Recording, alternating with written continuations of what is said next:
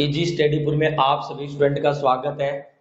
देखो स्टूडेंट, अपन पढ़ रहे थे रीजनिंग में लॉजिकल रीजनिंग, और लॉजिकल रीजनिंग का अपना पार्ट नंबर 4 है। आज आपने पीछे के पार्ट देखे होंगे किस प्रकार हमने इन प्रश्नों को किया था। और लॉजिकल रीजनिंग में अपन पढ़ रहे हैं स्टूडेंट स्टेटमेंट एंड कंक्लूजन का एक टॉपिक आता है अपने कथन एवं निष्कर्ष का।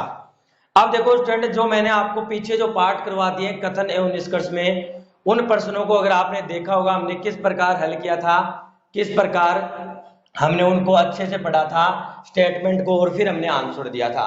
क्योंकि देखो स्टूडेंट, इसका नाम ही लॉजिकल रीजनिंग है। लॉजिकल रीजनिंग में आपको अच्छे से पढ़ना होगा, इसके स्टेटमेंट को अच्छे से पढ़कर आपको कंक्लूजन देना होगा, इनके निष्कर्ष देने होंगे।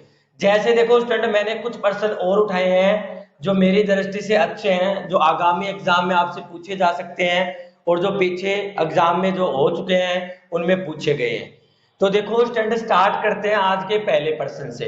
अपना पहला प्रश्न है स्टूडेंट, स्टेटमेंट हमें क्या बोल रहा है? स्टेटमेंट बोल रहा है, देखो, ऊंट रेगिस्तान में लोगों को एक स्थान से दूसरे स्थान की यात्रा करने के लिए अनिवार्य है। हमें स्टेटमेंट दिया गया था कि जो ऊंट है वो रेगिस्तान में लोगों को एक स्थान से दूसरे स्थान की यात्रा करने के लिए अनिवार्य है। हमने पढ़ लिया, देखा कि चलो ठीक है भाई, ऊंट रेगिस्तान में यात्रा करने के लिए अनिवार्य बताया गया है ऊपर स्टेटमेंट में। हमने स्टेटमेंट को सत्य समझ लिया। फिर हमने कंक्लूजन को पढ़ा। कंक्लूजन फर्स्ट बोल रहा है हमें स्टूडेंट, रेगिस्तान में ऊंट यात्रा करने का एकमात्र सबसे सस्ता साधन है। भाई देखो, रेगिस्तान में ऊंट यात्रा करने का एकमात्र सबसे सस्ता स्थान है, हमने पढ़ लिया। फिर हमने पढ़ा निष्कर्ष सेकंड, रेगिस्तान में ऊंट बहुत संख्या में है। हमसे बोला गया है कि रेगिस्तान में ऊंट बहुत संख्या में है। देखो स्टूडेंट, निष्कर्ष फर्स्ट बोल रहे हैं कि एकमात्र, कितना? एकमात्र, यानी कहने का मतलब केवल और केवल रेगिस्तान में ऊंट ही ऐसा साधन है जो आपको क्या करवाएगा? यात्रा करवाएगा। इसका कहने का मतलब है कंक्लूजन फर्स्ट का, और कोई साधन नहीं है रेगिस्तान में यात्रा करने के लिए। तो देखो ये क्या हो जाएगा? कंक्लूजन गलत हो जाएगा। ये कंक्लूजन क्या हो जाएगा? अपना गलत हो जाएगा, क्योंकि हमें एकमात्र के लिए बोल रहे हैं और सस्ता भी बोल रहे हैं, क्योंकि सस्ते के ऊपर बात नहीं कही गई है स्टूडेंट कहीं भी। और एकमात्र, कोई एकमात्र साधन थोड़ी है रेगिस्तान में, और भी बहुत सारे साधन हैं जो यात्रा करने के लिए। लेकिन इसने सिर्फ इतना कहा गया, ऊंट रेगिस्तान में लोगों को एक स्थान से दूसरे स्थान की यात्रा करने के लिए अनिवार्य है, बस। चलो ठीक है। अब देखो स्टूडेंट, क्या बोला गया है? सेकंड कंक्लूजन, रेगिस्तान में ऊंट बहुत संख्या में है। रेगिस्तान में ऊंट बहुत संख्या में है। बहुत संख्या का कोई ऊपर जिक्र नहीं है कि रेगिस्तान में इतने ऊंट है, इतने 10% ऊंट है, 50% ऊंट है, 400 ऊंट है, ऐसा कोई जिक्र नहीं किया गया है कि रेगिस्तान में ऊंट बहुत संख्या में है। तो अपना ये कंक्लूजन भी क्या हो जाएगा? गलत हो जाएगा।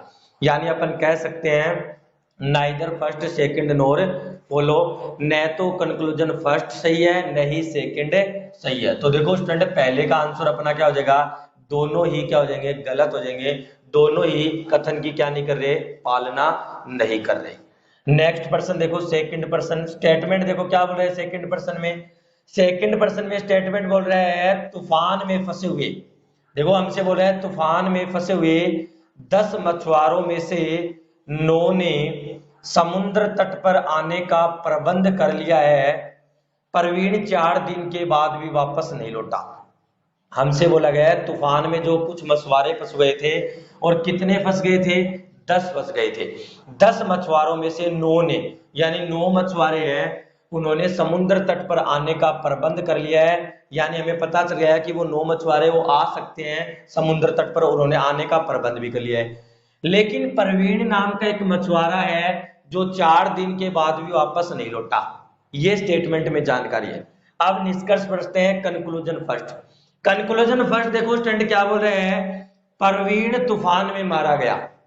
भाई देखो, इस स्टेटमेंट को अपन सत्य मान रहे हैं, और इसको सत्य मान के अपन ये अंदाज लगा सकते हैं कि प्रवीण 4 दिन के बाद भी वापस नहीं लौटा। अगर प्रवीण नहीं लौटा तो इसका क्या रीजन है, क्यों नहीं लौटा वो? क्योंकि 9 मछुआरे तो पता चल गया है कि वो वापस लौटना चाहते हैं, उन्होंने प्रबंध भी कर लिया आने का।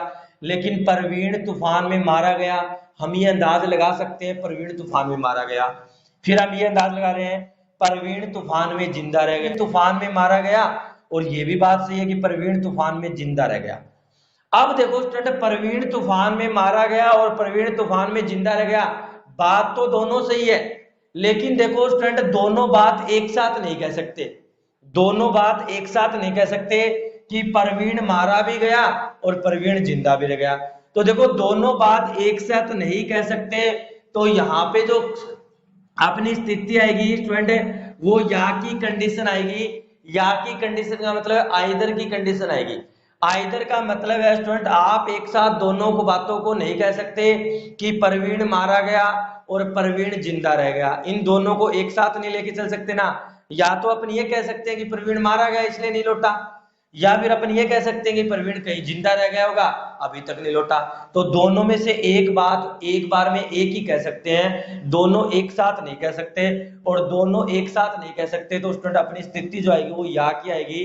तो देखो यहाँ अगर आपको ऑप्शन में मिलेगा कंफर्म, ऑप्शन में क्या मिलेगा, एक कंडीशन ये मिलेगी कि या तो फर्स्ट सही है या फिर सेकंड सही है। ओके, पांचवा एक ऑप्शन आता है जो या का आता है, आइदर की कंडीशन आती है, वो कंडीशन यहाँ पे लगेगी स्टूडेंट। तो अपना जो करेक्ट आंसर होगा सेकंड क्वेश्चन का वो या की कंडीशन रहेगी कि या तो परवीन तूफान में मारा गया या फिर परवीन तूफान में जिंदा रह गया। नेक्स्ट क्वेश्चन देखो स्टूडेंट आज का, नेक्स्ट क्वेश्चन देखो 3 नंबर क्या है अपने पास, स्टेटमेंट। स्टेटमेंट कह रहा है मेरा भाई बहुत अच्छा गाता है। मेरा भाई क्या करता है, बहुत अच्छा गाता है। मेरी बहन बास्केटबॉल की खिलाड़ी है। मेरी बहन बास्केटबॉल की खिलाड़ी है। मैं बहुत अधिक बुद्धिमान हूं। देखो स्टूडेंट हमें जो स्टेटमेंट दिया गया है वो 3 बातों पर निर्भर कर रहा है, 3 व्यक्ति के बारे में जानकारी बोल रहा है। मेरा भाई बहुत अच्छा गाता है, एक तो मेरी बहन बास्केटबॉल की खिलाड़ी है और मैं बहुत अधिक बुद्धिमान हूं। 3 व्यक्तियों के बारे में जानकारी मिल रही है। फिर देखो स्टूडेंट हमें निष्कर्ष क्या बोल रहा है, फर्स्ट निष्कर्ष हम सभी बहुत अधिक प्रतिभा संपन्न हैं। हम सभी बहुत अधिक प्रतिभा संपन्न हैं, ये बात ये बोल रहा है किसमें, कंक्लूजन फर्स्ट में हमसे, ठीक है हमने पढ़ लिया। कंक्लूजन सेकंड पढ़ते हैं, हम सभी खिलाड़ी हैं। हम सभी खिलाड़ी हैं, सेकंड कंक्लूजन। अब देखो स्टूडेंट सबसे पहले तो आप सेकंड कंक्लूजन को देखो, हम सभी खिलाड़ी हैं। क्या आपको खिलाड़ी के बारे में बता रखा है कि हम सभी खिलाड़ी हैं? इसलिए तो ये कहा था कि मेरा भाई बहुत अच्छा गाता है। अब गायक कोई खिलाड़ी थोड़ी है स्टूडेंट, तो इसका मतलब ये कंक्लूजन तो क्या हो जाएगा, बिल्कुल रॉन्ग हो जाएगा। हमसे बोल रहे हैं हम सभी खिलाड़ी हैं, लेकिन ऐसे था कोई ऊपर है मेरे पास कोई स्टेटमेंट में ऐसी कोई जानकारी नहीं है कि हम सभी खिलाड़ी हैं, क्योंकि ऊपर 3 लोगों के बारे में जानकारी है और तीनों जानकारियां अलग अलग है। एक बुद्धिमान के बारे में है, एक अच्छा गाता है उसके बारे में है, और एक बास्केटबॉल की खिलाड़ी है उसके बारे में है। लेकिन यहाँ तो बोल रहा है हम सभी खिलाड़ी हैं, तो ये तो बिल्कुल क्या हो जाएगा, रॉन्ग। अब देखो स्टूडेंट यहाँ बोल रहे हैं हम सभी, यानी हम सभी जितने भी हम सभी अधिक प्रतिभा संपन्न हैं। यानी प्रतिभा संपन्न का मतलब है बहुत अच्छे हैं, हर जो भी जिस फील्ड में है वो बहुत अच्छा है। अब देखो स्टूडेंट यहाँ तो इसने बोल दिया कि मेरा भाई बहुत अच्छा गाता है। अच्छा का मतलब प्रतिभाशाली है, तभी तो अच्छा गाता है, ठीक है हमने कह दिया। अब देखो स्टूडेंट मेरी बहन बास्केटबॉल की खिलाड़ी है सिर्फ। अब बास्केटबॉल की खिलाड़ी है, कोई अच्छी खिलाड़ी है, प्रतिभा संपन्न खिलाड़ी है, तो कोई जरूरी नहीं है। इसने ऐसा बोला है कि मेरी बहन बास्केटबॉल की खिलाड़ी है। अब खिलाड़ी तो हो सकता है कोई भी, और फिर जिक्र देखो यहाँ पे सभी का बोल रहे हैं। सभी का मतलब जितने भी हैं उनके बारे में बोल रहे हैं, लेकिन यहाँ तो हमारे पास 3 के बारे में जानकारी है। फिर बोल रहे हैं मैं बहुत अधिक बुद्धिमान हूँ, चलो ये तो मान लेते हैं कि प्रतिभा संपन्न है। लेकिन बहन बास्केटबॉल की खिलाड़ी है, सिर्फ प्रतिभाशाली खिलाड़ी है या बहुत अच्छी खिलाड़ी है, ये अपन नहीं कह सकते अपनी तरफ से। तो देखो ये कंक्लूजन भी क्या हो जाएगा स्टूडेंट, रॉन्ग हो जाएगा। और ये कंक्लूजन रॉन्ग हो जाएगा तो अपन ये कह सकते हैं बोथ, यानी नाइदर फर्स्ट नोर सेकंड फॉलो, यानी न तो फर्स्ट फॉलो कर रहा है न सेकंड फॉलो कर रहा है, दोनों ही क्या है स्टूडेंट, गलत है। निष्कर्ष फर्स्ट भी गलत है, निष्कर्ष सेकंड भी क्या है, गलत है स्टूडेंट। तो अपना आंसर आएगा दोनों गलत है। देखो student next question, 4 number question. 4 number question बोल रहा है गौरव ने अपनी यात्रा के लिए रेलगाड़ी का आरक्षण इस वर्ष जनवरी में करवा लिया। किसमें करवा लिया, जनवरी में, जो वह अप्रैल में कलकत्ता के लिए कराना चाहता था। भाई देखो गौरव क्या कर रहा था, गौरव अप्रैल में अपना रिजर्वेशन करवाना चाहता था ट्रेन का, और वो जनवरी में करवा लिया, क्योंकि वो अप्रैल में जाना चाहता था, कलकत्ता जाना चाहता था, कहीं भी रह रहा हो वहां से कलकत्ता के लिए जाना चाहता था, और वो अप्रैल में जाना चाहता था, लेकिन उसने जनवरी में अपना रिजर्वेशन करवा लिया। चलो ठीक है, हमने पढ़ लिया स्टेटमेंट। निष्कर्ष फर्स्ट पढ़ रहे हैं। रेलवे विभाग 3 माह पूर्व में आरक्षण उपलब्ध करवाता है। हमें भी ये बोला जा रहा है कि जो रेलवे विभाग है, रेलवे जोन है, वो 3 माह पूर्व में आरक्षण उपलब्ध करवाता है, रिजर्वेशन उपलब्ध करवाता है। चलो ठीक है, हमने पढ़ लिया। सेकंड कंक्लूजन, कलकत्ता के लिए प्रतिदिन 1 से अधिक रेलगाड़ी है। हमें बोला जा रहा है कि कलकत्ता के लिए प्रतिदिन 1 से अधिक रेलगाड़ी है, हमने ये भी पढ़ लिया। अब देखो स्टूडेंट, जब अपन स्टेटमेंट पढ़ रहे हैं तो स्टेटमेंट में ये बात कही गई है कि गौरव ने अपनी यात्रा के लिए रेलगाड़ी का आरक्षण इस वर्ष, यानी जो भी वर्ष रहा इस वर्ष जनवरी में ही करवा लिया। किस में करवा लिया? जनवरी में करवा लिया। और वो जाना कब चाहता था? अप्रैल में, यानी कितने महीने पहले करवा लिया? 3 महीने पहले करवा लिया। और ये बात हमें निष्कर्ष में दी गई है स्टूडेंट। देखो, रेलवे विभाग 3 माह पूर्व में आरक्षण उपलब्ध करवाता है।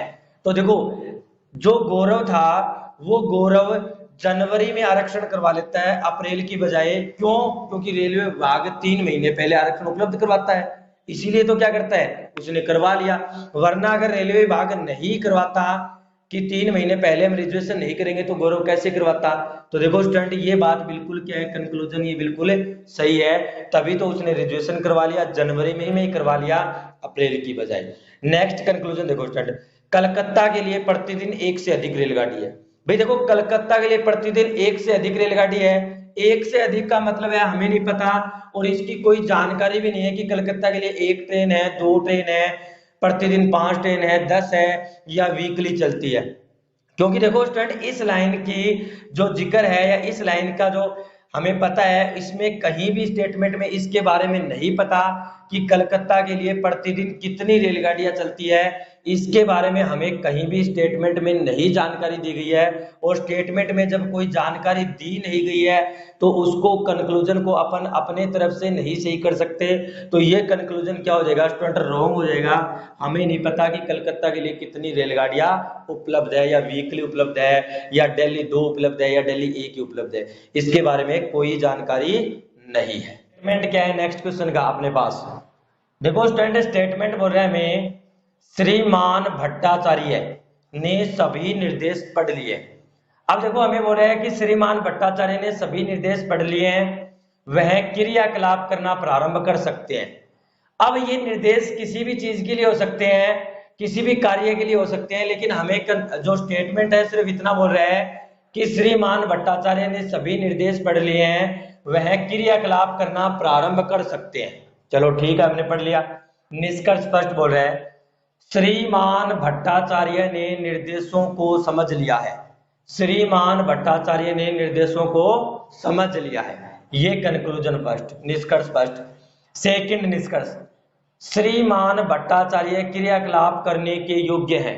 श्रीमान भट्टाचार्य क्रियाकलाप करने के योग्य हैं। अब देखो स्टूडेंट, जब हमने इसका स्टेटमेंट पढ़ा और स्टेटमेंट पढ़ने के पश्चात नीचे जो 2 कंक्लूजन दिए गए उनको पढ़ा, तो हमें यह ज्ञात हुआ कि श्रीमान भट्टाचार्य ने सभी निर्देश पढ़ लिए हैं, वह क्रियाकलाप करना प्रारंभ कर सकते हैं। भाई देखो, श्रीमान भट्टाचार्य ने निर्देश अच्छे से पढ़ लिए हैं। अब निर्देश पढ़ लिए तो उनको निर्देश समझ में आ गए कि इस कार्य के लिए निर्देश क्या है। अब जब उनको निर्देश समझ में आ गए तो वो कार्य करना चाहते हैं, क्योंकि कार्य करना प्रारंभ कर सकते हैं। अच्छे से निर्देश पढ़ लिए और कार्य करना प्रारंभ कर सकते हैं, इसका मतलब है उन्हें निर्देश समझ में आ गए हैं, और निर्देश समझ में आ गए तो वो क्रियाकलाप करने के योग्य हैं। और वो क्रियाकलाप यानी जो जिस कार्य के लिए वो निर्देश थे, उस कार्य के बारे में वो आगे कार्य करना स्टार्ट कर सकते हैं। और पहले निष्कर्ष में यही बात बोल रहा है कि श्रीमान भट्टाचार्य ने निर्देशों को समझ लिया है।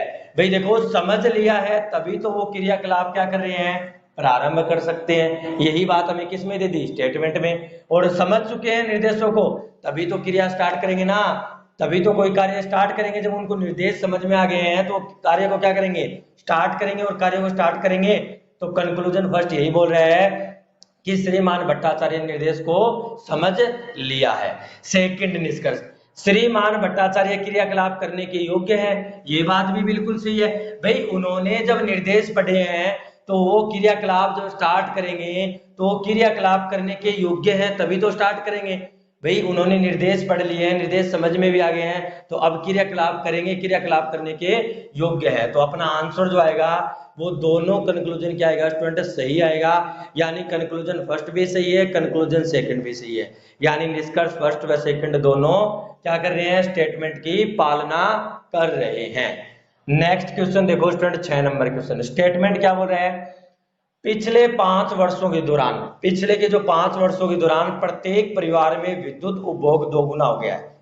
भाई स्टूडेंट हमें बोल रहे हैं पिछले 5 वर्षों के दौरान प्रत्येक परिवार में, यानी जितने भी परिवार थे उन प्रत्येक परिवार में विद्युत उपभोग दोगुना हो गया है, हमसे ये बोल रहे हैं। कंक्लूजन फर्स्ट, समाज में बहुत अधिक विकास हुआ है, समाज में क्या हुआ है, बहुत अधिक विकास हुआ है। फिर सेकंड कंक्लूजन हो रहा है विद्युत दरें सस्ती हो गई है। अब देखो स्टूडेंट, विद्युत दरें सस्ती हो गई है, समाज में बहुत अधिक विकास हुआ है, ये जानकारी हमें कौन सी भी जानकारी ऊपर नहीं दी गई स्टूडेंट। देखो क्यों, पिछले 5 वर्षों के दौरान प्रत्येक परिवार में विद्युत उपभोग दोगुना हो गया है। अब विद्युत उपभोग दोगुना होने का रीजन अगर हमें स्टेटमेंट में दिया होता कि किस कारण क्या हुआ है, विद्युत उपभोग दोगुना हुआ है, किस परिवार ने क्या लगवाया है, क्या नहीं किया है, किस कारण वहां का उपभोग दोगुना हो गया है, पहले से ज्यादा हो गया है, हमें नहीं पता।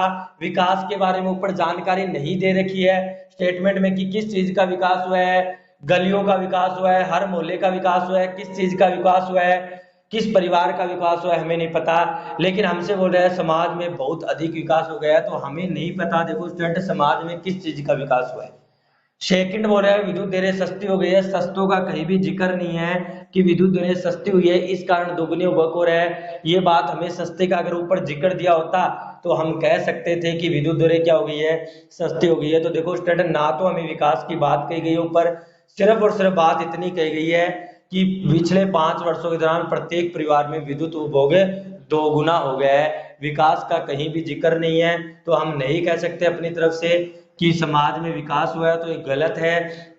ना ही हम ये कह सकते हैं कि विद्युत दरें सस्ती हो गई है, हमें नहीं पता कि विद्युत दरें सस्ती होने के कारण कि दुगुना उपभोग हुआ है, तो हम दोनों के बारे में नहीं जानकारी बता सकते ऊपर दिए गए स्टेटमेंट के हिसाब से।